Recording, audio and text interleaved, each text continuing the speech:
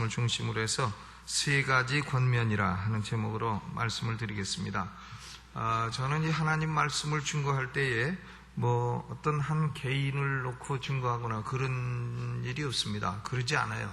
그렇기 때문에 왜 나보고 그러느냐 이런 생각하지 마세요. 그게 성경은 전부 다 우리 각자에게 하시는 말씀이기 때문에 나에게도 해당되고 우리 각자 다 해당되는 그런 말씀입니다. 오늘 우리 현대교회는 좀 교회가 실용적인 것을 많이 강조합니다. 그러니까 어떻게 하면 성공을 할 것이냐, 직장 생활에 어떻게 하면 성공하냐, 또 내적인 내 상처를 어떻게 치료할 거냐, 또 리더십을 어떻게 확립할 거냐, 리더십 문제, 또 가정 행복을 어떻게 이룰 것이냐. 그래서 보면 아버지 학교, 어머니 학교, 부부 행복 학교 이런 게 이제 많이 생겨나고, 우리 교회도 이제 그런 것을 하고 있지 않습니까? 그런데 이런 좀 실용적인 경향들은 주로 미국 기독교의 경향입니다. 그렇기 때문에 신학 공부라든가 교리 공부라든가 이런 것은 좀 지루한 것으로 생각하고, 심지어 어떤 사람은 교리 공부를 위험한 것이라고 생각하는 사람이 있어요. 미국의 어느 젊은 목사가 교리책, 루이스 벌커프라고 하는 사람이 쓴 조직신학, 신학을 총정리해 놓은 것을 조직신학이라고 하는데, Systematic Theology, 이 조직신학 책 가운데 20세기에 나온 가장 탁월한 책이 루이스 벌커프의 조직신학이에요. 그런데 그 책을 읽고 있으니까 나이 든 안수 집사가 지나가면서 그 위험한 책 읽으시네요, 이랬다는 그런 얘기도 있습니다. 그러니까 신학을 심지어는 지루한 것, 어려운 것 혹은 위험한 것이라 이렇게까지 생각을 하고 있습니다.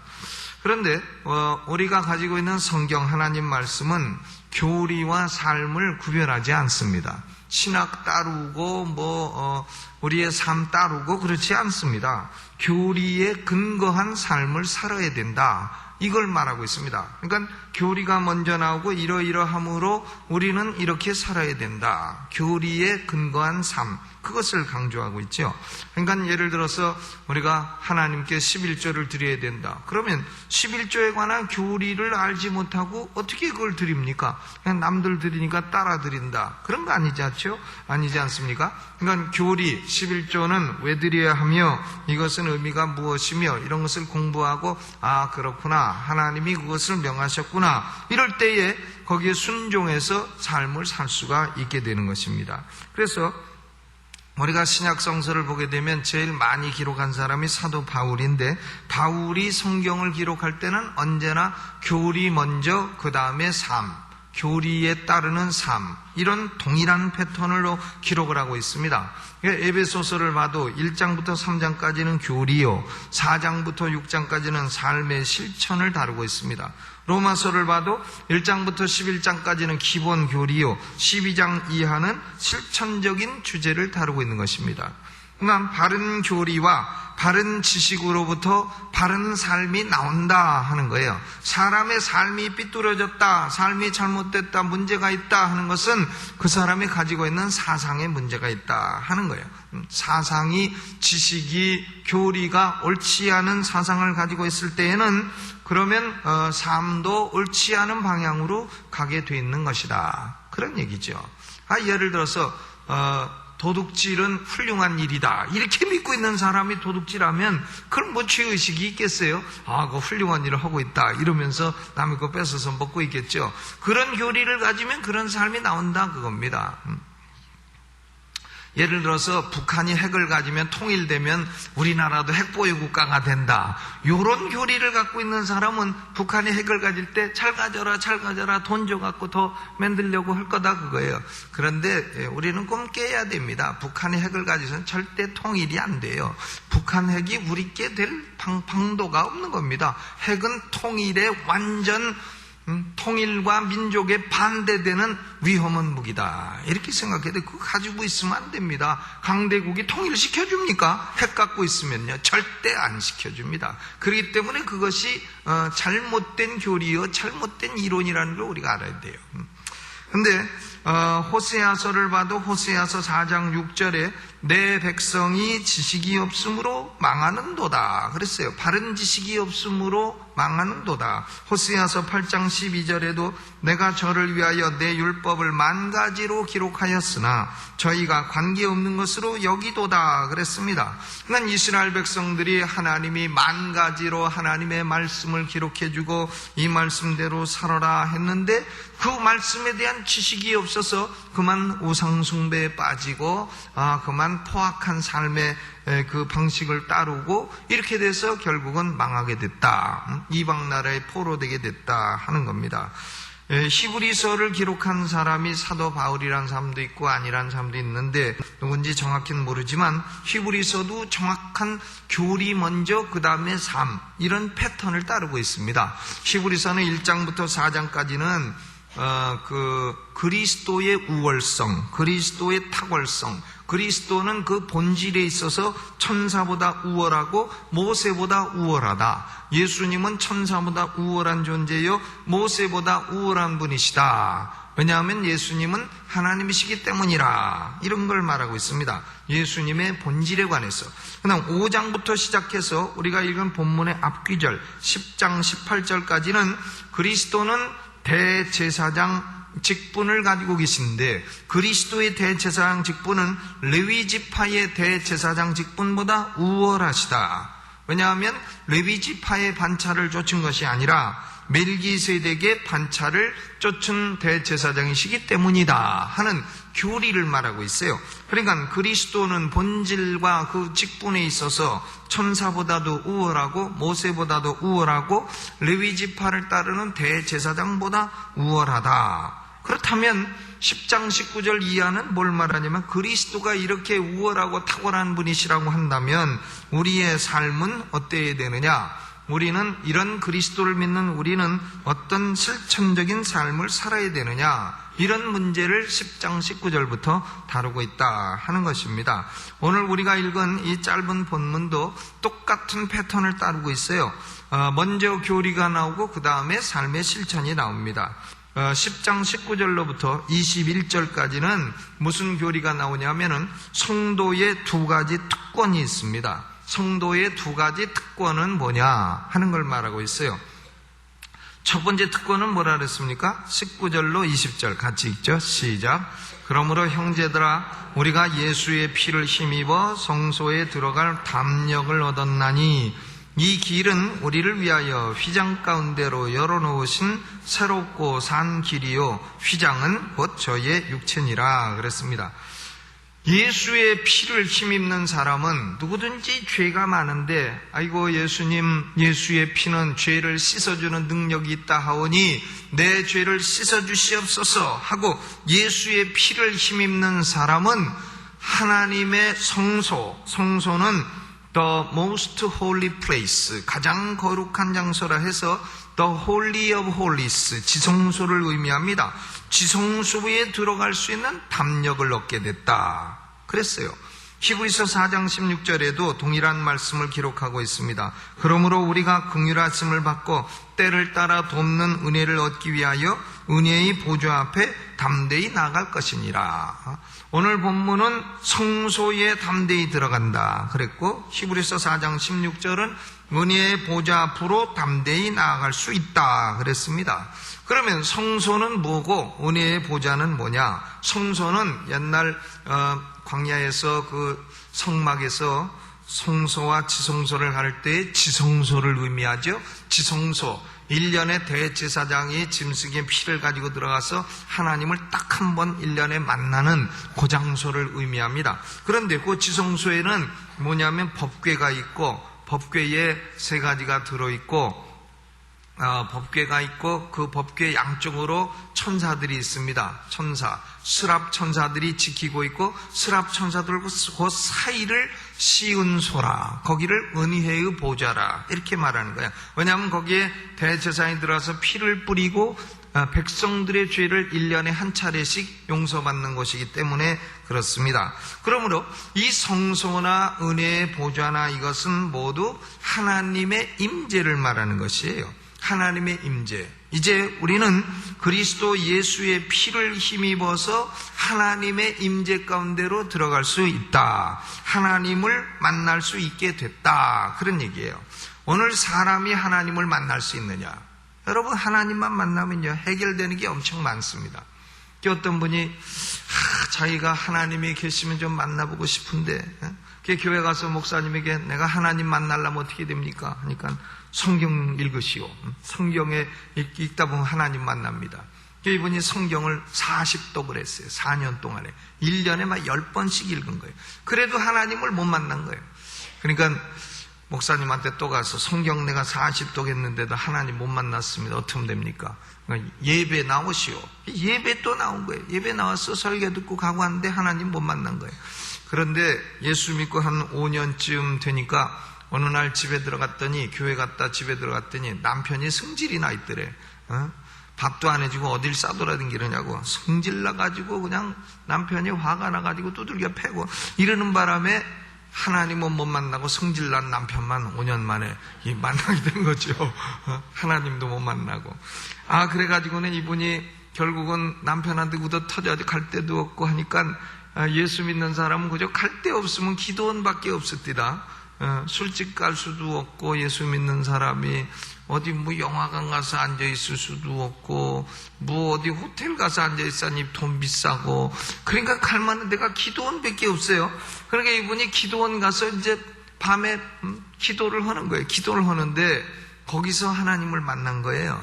거기서 강대상에서 하나님의 임재가 자기에게 불처럼 막 임해오는데 이걸 안 맞으려고 저거 맞으면 죽겠다 해가지고 도망다니다가 할 수 없이 그걸 맞아가지고 은혜를 받은 것이죠. 그러니까 성령의 은혜를 거기서 받게 된 거예요. 그래가지고는 하나님을 심령으로 만나서 확 변해가지고는 그 사람이 여자인데요, 목사가 됐잖아요. 목사가 돼가지고는 교회를 크게 부흥시키고, 그 아들이 또 목사가 돼가지고 지금 아들이 담임 목사예요. 그 아들 이름이 김대중. 김대중 목사가 됐는데, 그 어머니가 그렇게 해서 하나님을 만난 겁니다. 지금은 자기 남편은 집사예요. 집사. 꼼짝도 못해요. 어이 김집사. 그러면 예. 물 떠와. 예. 가서 물 떠오고. 화장실 청소해. 그럼 예. 청소. 아이고, 자기 남편을 딱 부리고 있더라니까. 그러니까 우리 사람이 하나님을 진실로 정면으로 만나게 되면 변화가 일어납니다. 모든 변화가 다 일어나요. 그런데 우리가 하나님의 임재로 나가려면 그것은 내 개인이 잘났느냐 못났느냐 이런 공로와는 아무런 상관이 없어요.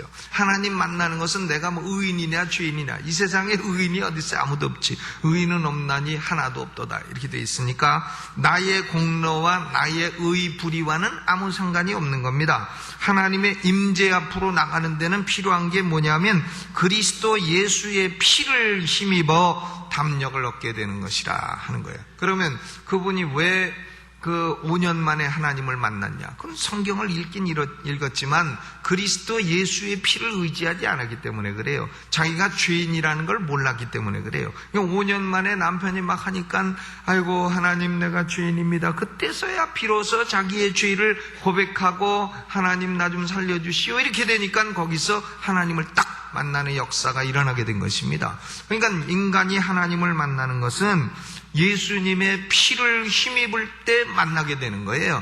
죄를 고백하고 예수의 피로 죄 사함을 받게 되면서 그때부터 심령으로 하나님을 만나게 되는 것입니다. 다른 방법이 없어요. 내가 의인인데 나 좀 만나주시오. 그럼 하나님이 꿈 깨라. 네가 무슨 의인이냐? 네 죄를 한번 열거해볼까? 하면은 꼼짝 못하고 아이고 예 아닙니다. 이렇게 되는 것입니다. 그리스도 예수의 피의 공로는 히브리서 9장 22절에 피 흘림이 없은즉 사함이 없느니라 그랬어요. 피 흘림이 있은즉 사함이 있느니라 하는 거 아닙니까? 즉 그리스도 예수께서 우리 죄를 위하여 피 흘리셨으므로 누구든지 예수 믿는 사람은 그 피의 역사로 죄사함을 받게 되고 죄사함을 받게 된 사람은 하나님의 임재 안으로 들어갈 수 있게 된다 하는 것입니다. 하나님의 임재로 나갈 수 있는 담력을 얻게 되는 것이다 하는 거예요. 그러니까 하나님을 만나는 사람은요, 의인이 만나는 게 아닙니다. 죄인이 만나지요. 사람은 다 죄인인데 자기가 죄인이라는 걸 깨닫는 사람이 만나는 거예요. 죄인이라고 아니라고 뻗팅기는 사람은 죽을 때까지 하나님을 만날 가능성이 없는 겁니다. 안 만나주시는 겁니다. 의인이라고 자처하는 사람, 그래? 네가 그렇게 의인이나? 그럼 네 의 갖고 천국 가봐라. 그러면 그거 가지고 가면 천국에 들어갈 수 있을까 없을까요? 어림도 없죠. 어림도 없습니다. 유효기간 지난 거 쓸모없는 표 가지고 천국에 들어가겠다 하는 거나 마찬가지다 하는 것입니다. 20절에 뭐라고 했습니까? 그 길은 우리를 위하여 휘장 가운데로 열어놓으신 새롭고 산 길이요, 휘장은 곧 저의 육체니라 그랬습니다. 옛날에 하나님의 성전은 성소와 지성소가 성소가 3분의 2이고 지성소가 3분의 1인데 성소와 지성소가 두터운 휘장으로 구분되어 있었습니다. 그러니까 이 휘장을 뚫고 들어갈 수 있는 사람은 오로지 대제사장만 1년에 한 차례 들어갈 수 있는 것이에요. 그런데 예수님이 십자가상에서 죽으실 때에 무슨 일이 일어났냐면 마태복음 21장 51절에 성소 휘장이 위로부터 아래까지 찢어져 둘이 되었도다. 성소와 지성소를 가르는 이 두터운 휘장이 위로부터 아래로 쫙 찢어져서 둘이 돼버리고 이제는 지성소 안에 있는 것이 다 드러나게 됐다 하는 겁니다. 그렇기 때문에 그리스도의 육신이 십자가에서 찢기실 때에 성소와 지성소를 가르는 휘장이 갈라졌다. 그래서 여기 히브리서 기자가 휘장은 곧 저의 육체니라. 그리스도 육체가 찢어짐으로 휘장도 갈라지게 됐다 하는 것입니다. 그리스도 예수님이 그 육신을 찢으시고 피를 흘리심으로 열어놓으신 길은 새로운 길이요, 살아있는 길이라. New way 그리고 living way라 그랬습니다. 구약시대 사람들이 알지 못했던 새 길이라. 그리고 이것은 생명을 주는 길이기 때문에 living way라, 살아있는 길이라. 여러분, 사람이요 참된 생명을 얻고 영생을 얻는 길은 딴 거 없습니다. 내가 지금부터 마음을 도덕을 수양하고 산에 올라가서 입산수도 20년을 한다. 입산수도 20년 30년 한 스님들 다 그 수준이에요. 제가 지난번 대구 가서 집회하는데 그 지방에서 숙소에 재워졌어요. 근데 그 숙소에 그날은 스님들이 아주 대거 몰려들어가지고 스님들 전당대회를 하는지 뭘 하는지. 스님들은 왜 목사님들한테는 목사 하나 몰라요. 우리는 스님 보고 쓰쓰 안 그러는데. 그런데 이 스님들이 다 모여가지고는요 회의를 합디다. 다 머리 깎고. 근데 인상도 조금 내가 보니까 좀 이상하게 생긴 사람들이 저녁 때 되니까요 다들 얼굴이 빨개가지고 냄새, 술 냄새 풍풍 풍기면서. 그래서 아이고 아저씨들, 그래 입산수도 몇십 년 해서 약주도 못 끊으셨어. 난 예수 믿고 그냥 믿는 그날로 끊어버려가지고 여태까지 안 먹는데 참 그걸 호텔에서야 그냥 냄새 풍기면서 지나가면서 곡주를 좀 잡수셨다나 어쨌다나. 그런데 이 사람이 생명과 영생을 얻는 길은 다른 거 없습니다. 죄인된 인간이 그리스도 피를 힘입어서 하나님의 임재로 나가는 거예요. 그러면 그 길은 무슨 길이냐? 살아있는 길이라, 생명을 주는 길이라, 그것입니다. 그러므로 우리 성도들은 이제 그리스도의 피를 힘입어 하나님의 임재이신 성소 앞으로 날마다 나갈 수 있는 이런 특권이 있게 된 것입니다. 얼마나 감사해요. 두 번째 우리 특권은 뭐냐면 10장 21절 읽어보죠. 시작. 또 하나님의 집 다스리는 큰 제사장이 계시다 그랬어요. 하나님의 집을 다스리는 큰 제사장이 계시다. 그분이 누구냐? 그리스도 예수님이시라 하는 거죠. 그런데 하나님의 집은 무엇을 의미하느냐? 고린도전서 3장 16절에 너희가 하나님의 성전인 것과 하나님의 성령이 너희 안에 거하시는 것을 알지 못하느냐? 우리 육신이요, 이게 하나님의 집이에요. 우리 육신이. 또 고린도후서 6장 16절에는 우리는 하나님의 성전이라. 이와 같이 하나님께서 가라사대 내가 저희 가운데 거하여 두루 행하며 나는 저희 하나님이 되고 저희는 나의 백성이 되리라 하셨느니라 했습니다. 고로 하나님의 집은 나의 육신이 하나님의 집이고 우리 성도들의 집합 합체가 하나님의 집인 것입니다. 이 하나님의 집을 가리켜서 곧 뭐라 하느냐? 교회라 하는 거예요. 이 건물은 교회가 아니에요. 이건 예배당이지. 예배당이지. 이게 교회가 아닌 겁니다.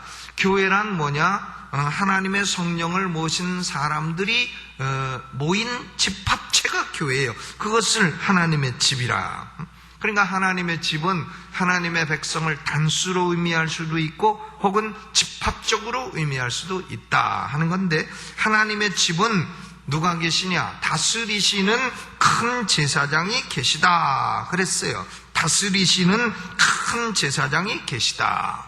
예수님이 우리 하나님의 교회를 다스리시는 큰 제사장 된 줄로 믿으시기를 주님의 이름으로 축원합니다. 그리고 우리 예수 믿는 사람 개개인을 다스리시는 큰 제사장이 계시다 그랬습니다. 그러니까 우리는 우리 멋대로 살 수 없어요. 왜? 우리가 큰 제사장의 다스림을 받고 있기 때문에 그렇습니다. 교회에서도요, 왜 내 맘대로 안 되는가, 내 맘대로 안 되는가. 모든 게요, 담임 목사도 담임 목사 맘대로 다 되지 않습니다. 다 되지 않아요. 그런데 내 맘대로 안 된다, 이거 가지고 그 성질 부리면 안 된다 이거예요. 왜냐? 교회는 누가 다스리기 때문에? 큰 제사장 그리스도 예수님이 다스리시기 때문에 예수님이 다스리시면 할렐루야 하고 순종할 따름인 것입니다. 하나님의 집은 다스리시는 큰 제사장이 계시다 그랬어요. 이 히브리서는 그리스도의 제사장 직분을 자세히 언급하고 있는 유일한 책입니다. 다른 성경에는 그리스도의 제사장 직분을 설명하지 않아요.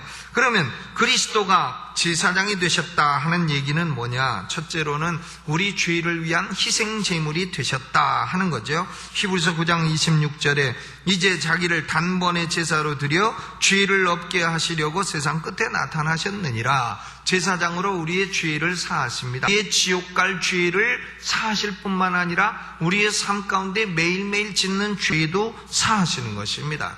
제사장은 죄사하는 일을 하시는 것이고, 두 번째로는 7장 25절에 자기를 힘입어 하나님께 나아가는 자들을 온전히 구원할 수 있으니 이는 그가 항상 살아서 저희를 위하여 간구하심이니라. 큰 제사장 예수님은 십자가에서 죽으셨을 뿐만 아니라 3일 만에 죽은 자 가운데 살아나서 지금도 하나님 보좌 우편에 항상 살아계십니다. 항상 살아계셔서 하나님의 집을 다스리실 때 어떻게 다스리냐 하면은 저희를 위해서 간구하심이니라. 그래서 온전히 구원할 수 있다 그랬습니다.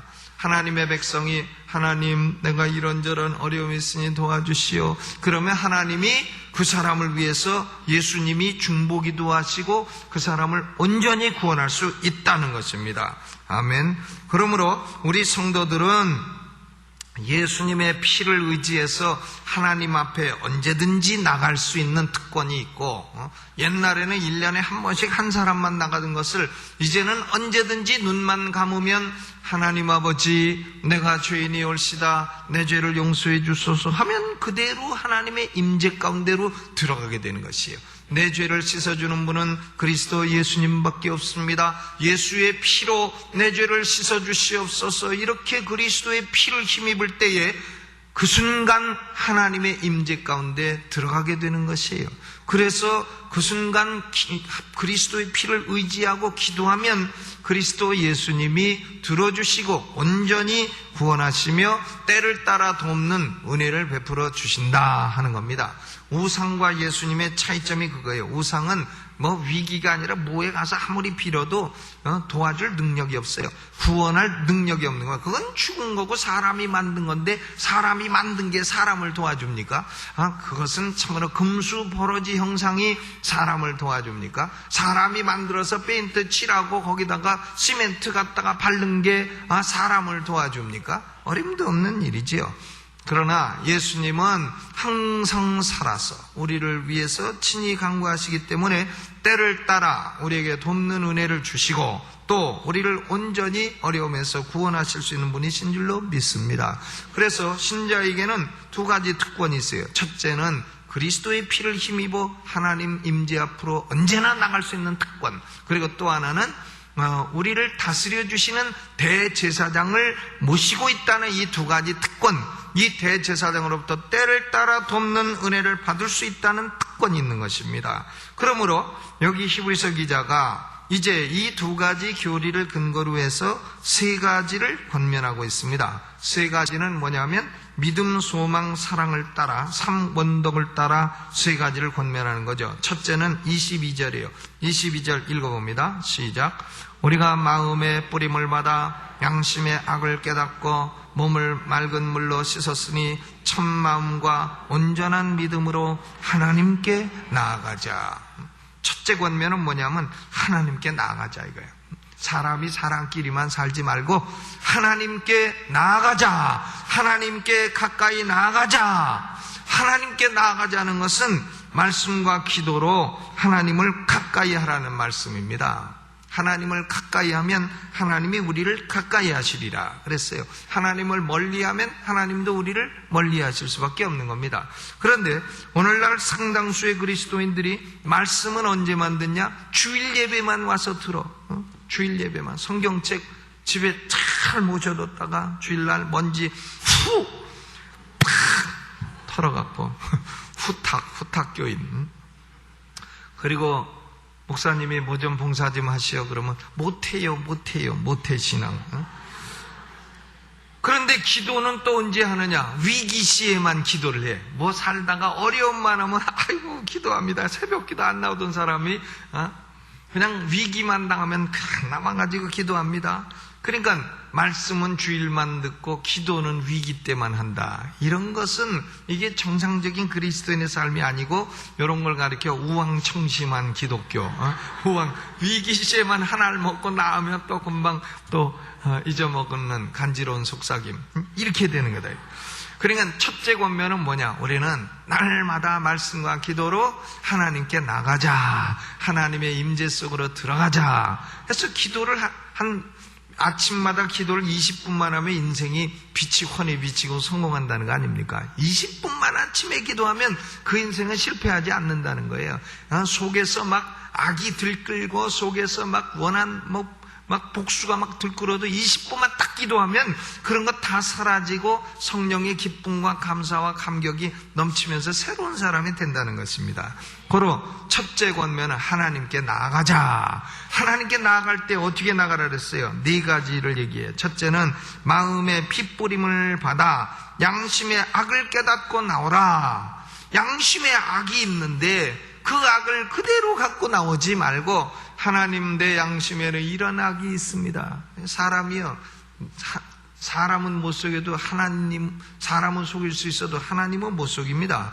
양심에 악이 있으면 하나님을 못 속여요. 그러니까 양심의 악을 깨닫고 나오라. 회개하는 마음을 가지고 나오라는 것이죠. 두 번째는 몸을 맑은 물로 씻고 나와라. 이건 뭐냐면 침례를 의미해요.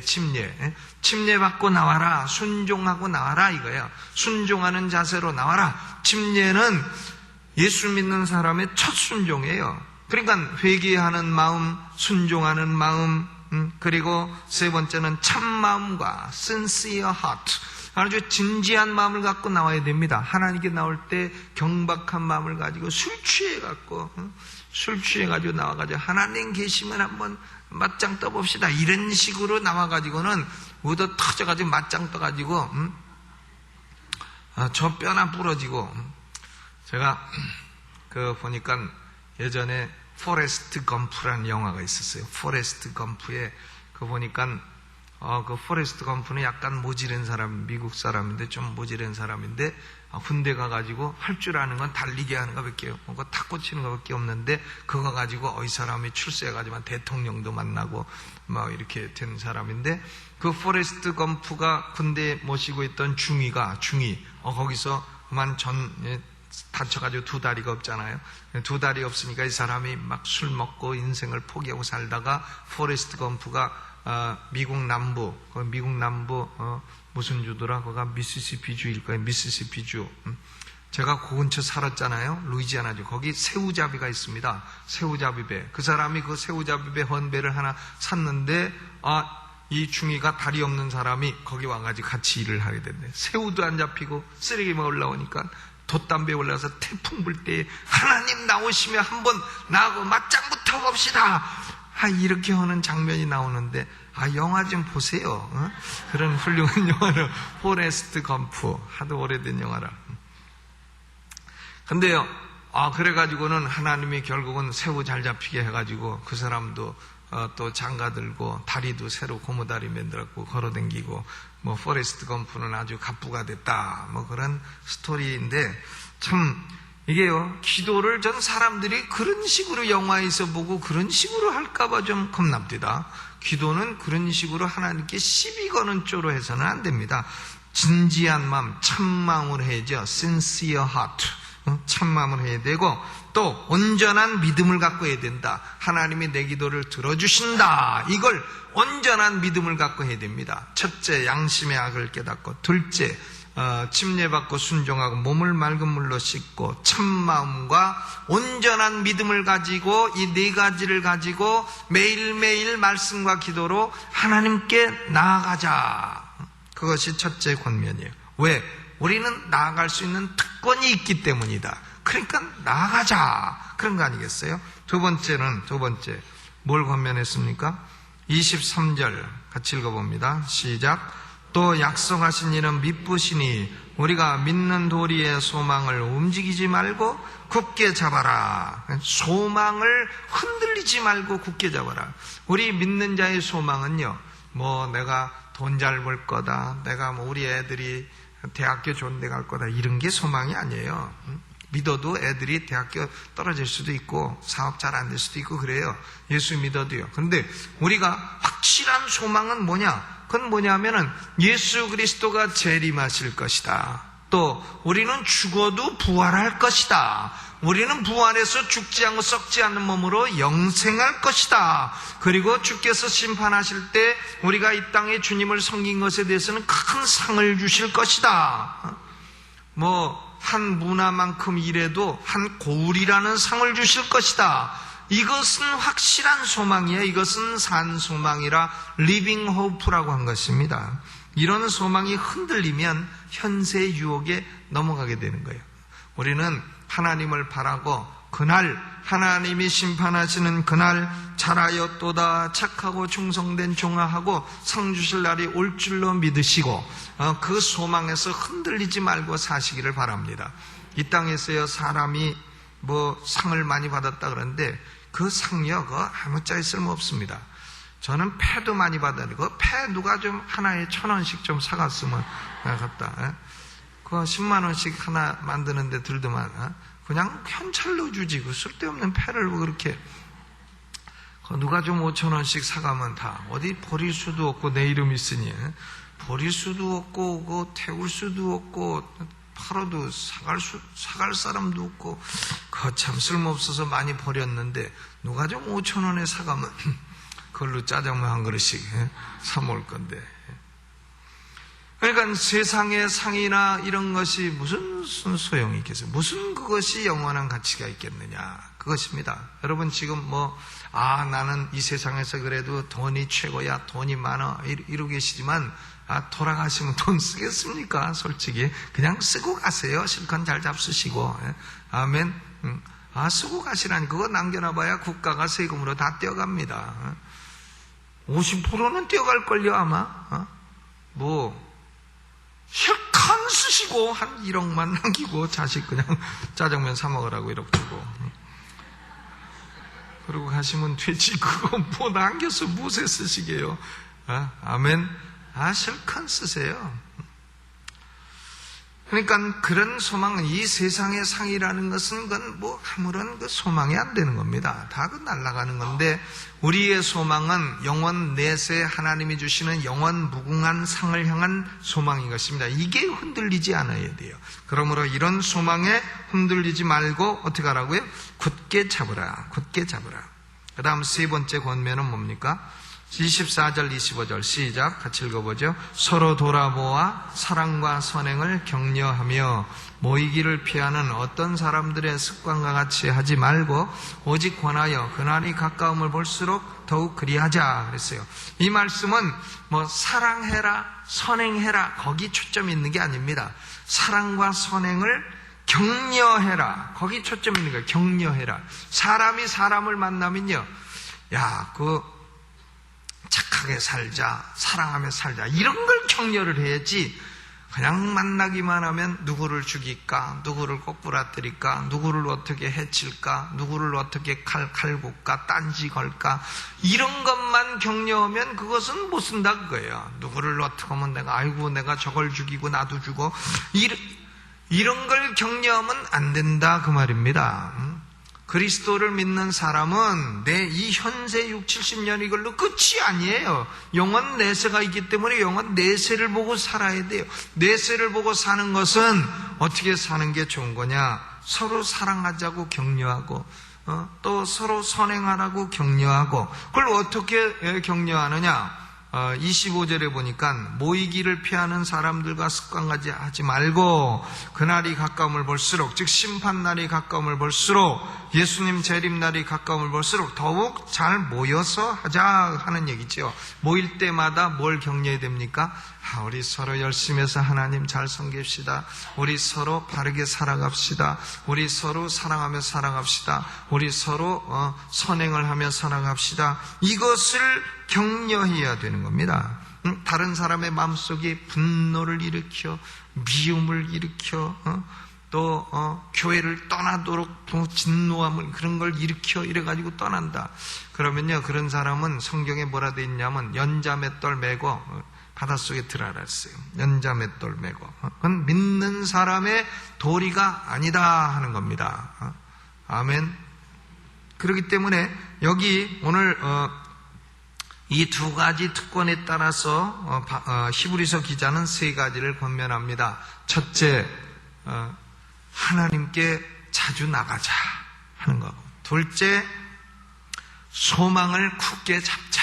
우리 소망이 현세적인 것이 아니라 내세적인 것이니까 그 소망은 확실한 소망이고 산 소망이니까 그 소망 붙들고 살자 하는 거고, 세 번째로는 서로 나만 잘 믿으면 돼, 나만 잘 되면 돼, 그게 아니라 다른 사람도 배려하고 서로 돌아볼 줄 알아야 돼요. 돌아볼 줄 모르는 사람은, 자기만 생각할 줄 아는 사람은 이건 그리스도인으로서 바른 삶이 아니다 이거죠. 서로 돌아보아 서로 격려하자. 뭐 하자고요? 격려하자. 격려를 해줘야 돼요. 격려.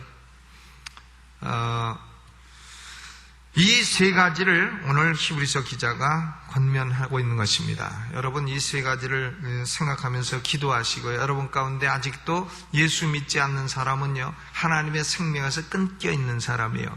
오늘 회개하고 그리스도의 피를 힘입어 예수 믿으시고 죄사함 받으시고 하나님을 만나는 역사가 있으시기를 주님의 이름으로 축원합니다. 하나님을 만나서 영원한 내세의 소망을 붙들고 예수님이 때를 따라 도와주시는 그 은혜, 온전히 구원하시는 은혜를 체험하며 사시기를 주님의 이름으로 축원합니다. 우리 찬송 부르고 준비하신 헌금 있으시면 헌금하시고 예배를 마치겠습니다. 복음성가 102장, 하나님은 너를 지키시는 자.